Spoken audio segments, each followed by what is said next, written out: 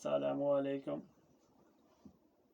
मिस्री तवीज़ कदीमी मिस्र में जादू ज़िंदगी के तकरीबन हर शोबे में राज था। मिस्रियों का अकीदा था कि इनके देवताओं के बुत मावराई कुव्वतों के मालिक हैं। ज़िंदगी और मौत दोनों मौक़ों पर जादू की ताकतों का तामन हासिल किया जाता था। फ़राईन मिस्र के मुक़बरों को जादुई कुव्वतों के ज़रिए महफूज बनाने का अमल किया जाता था। ये जादुई कुव्वतें इतनी ताकतवर होती थी कि आज हालांकि कोई 4000 साल गुजर चुके हैं, मगर हनूज़ लोग इन्हें इस ज़माने में हर मरने वाले की कब्र में एक आईनी तवीज़ रख दिया जाता था। मिस्रियों के अकीदे के मुताबिक इस जादुई तवीज़ से मरने वाले की रूह पर नहूसत का साया नहीं पड़ेगा।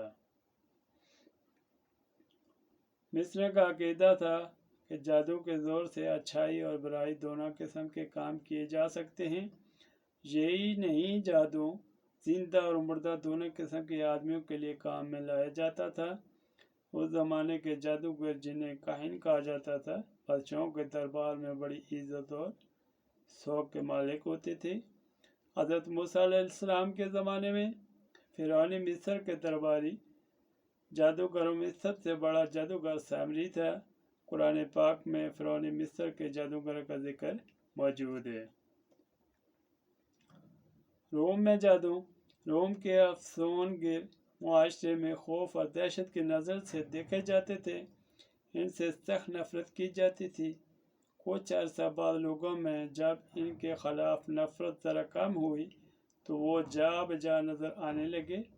रोमी लोग इन अफसूनगिरों के पास जाते और इनसे ऐसे आब मोहब्बत और तवीज़ वगैरह हासिल करते थे जिनके ज़रिए वो अपनी मनपसंद औरत या मर्द को काबू में कर सकते थे। रोमियों में औरत से लज़्ज़त हासिल करने का बड़ा मादत है। इतालिया में जादूगरी। यूरोप में रवायतें मशहूर थी कि अफसूनगिर एक जादुई झाड़ू पर बैठकर उड़ते हैं, लेकिन इतालिया में ये ख्याल यूँ था कि तमाम जादूगर फ़ज़ा में परवाज़ करते